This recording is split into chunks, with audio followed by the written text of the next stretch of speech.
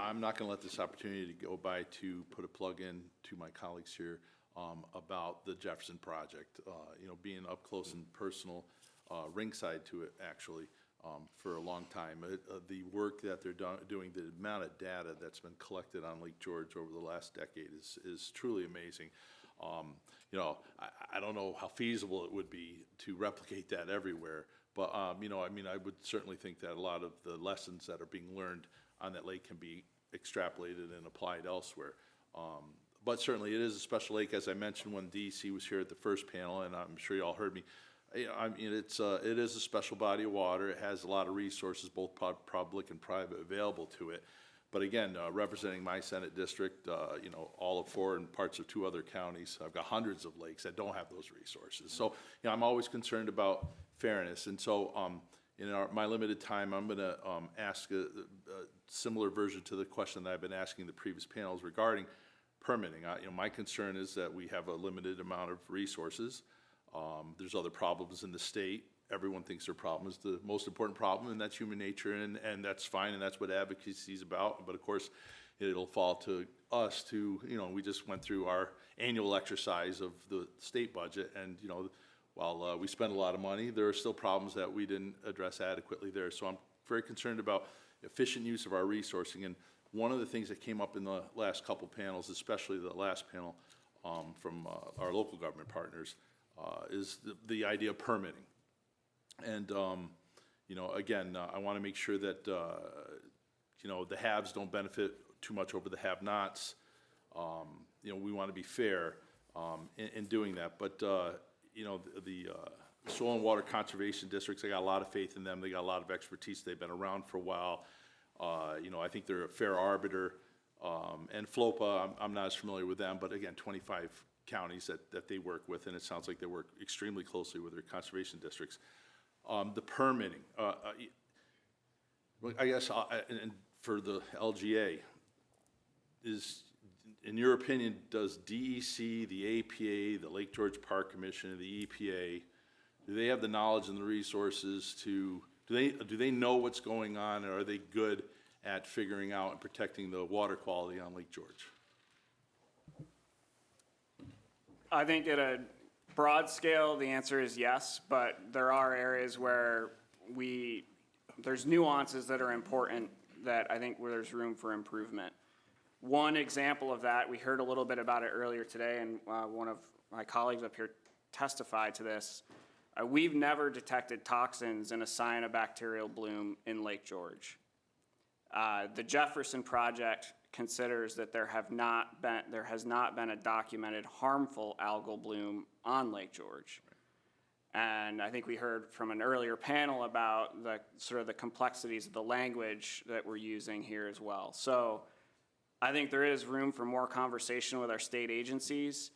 Our focus right now, I mentioned our low impact development. I think there are incentives more on the development side. For Lake George, we don't have a lot of agriculture. It is mostly residential development and commercial development. And I think there's things on that side that we can do to encourage folks to develop in a way that is going to be protective of our water resources. All right. And anyone else? I'm Skinny Atlas. I'd love to hear from you all too as well. Thank you. We struggle with the delays in permits. We're supposed to have a general permit. We've got a project that's a simple stream crossing. It should fit in the general permit. And I need to say, we're not looking for a rubber stamp. We want to follow all the rules and regs. We just want to streamline the process, get the project on the ground, get to the next project. But that's not what happens.